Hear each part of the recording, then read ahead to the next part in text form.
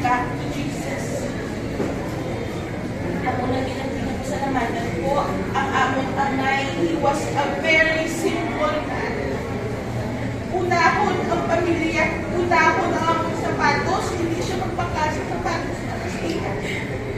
Wala siya kapangayo. Wala siya kapangayo sa akon.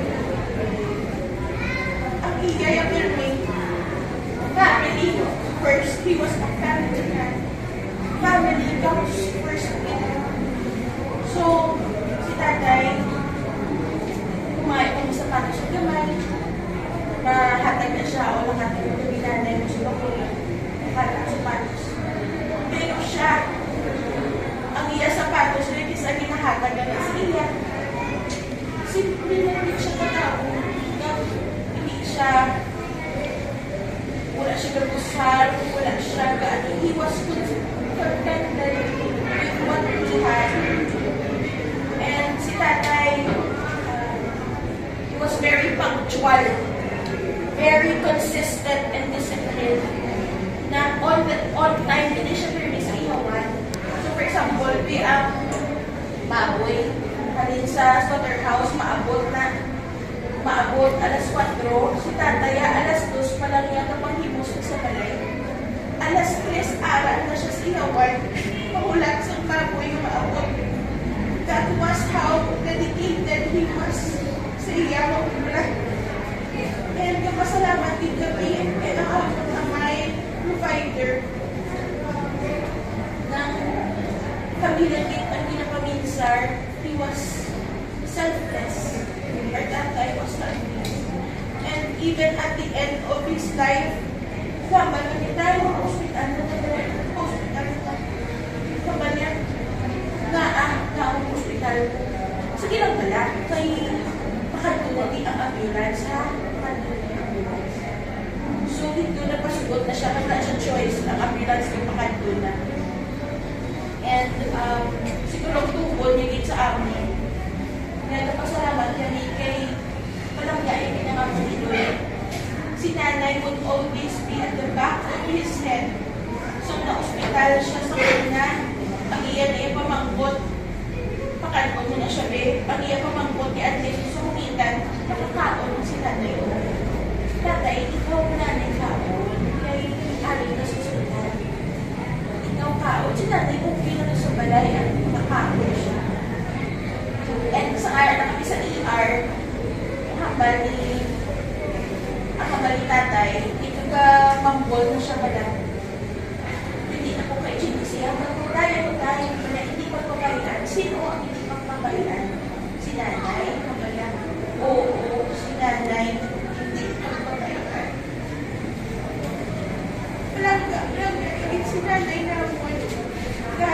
Walang gaigit kami. And I thank the Lord because the Lord has given us the gift of time. Since 2019, we fought with Him sa iyang masakit. And God was so gracious. He was so merciful sa aming pamilya na sa 5 years we were able to tell Him how much we love Him. Naservisyohan sa namon. Naugdan siya namon sa ospital. Naulungan siya namon. And wala na din ko hambalon itatay ko. Kaya nahambal ko tanan na gusto na ihambal siya. Before he died, we were able to spend every Friday lunchtime with our tatay. Diba niya, gamit ito, bisa doon ng chair siya, kinaupod siya namon sa amon kamisa. Kaya para makaupod ikaon. Si nanay is aga-ugtas, kaya hindi bisa ano na nakatustupod niya sa lamisa, makakuha niya sa adobo, makakuha niya sa ano. Sige lang, kaya nalipay siya nga kaulong yung ikaw.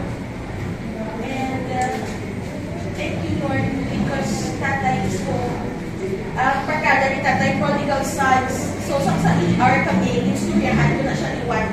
Some stories ng prodigal son. And I believe that a prodigal son came home to Jesus. Nakapuli na siya sa iya ang mga sulatan. So, thank you again sa tanan niya nagkanto. The love language of our tatay was time. So, salamat sa nagkanto, sa kamasakit siya. Salamat sa nagkanto, lalo siya sa chimpo niyo. Kaya, importante sa iya ang chimpo na nakabisita ka mo sa una, sa buong, sa iya. Salamat din. Thank you sa tanan.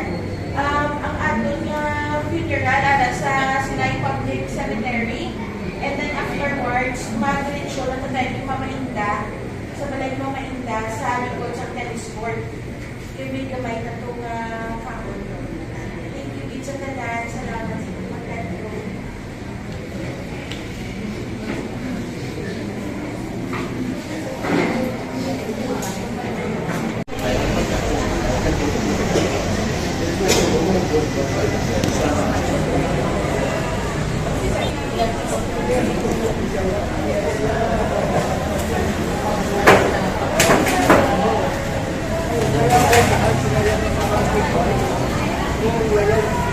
Ganyan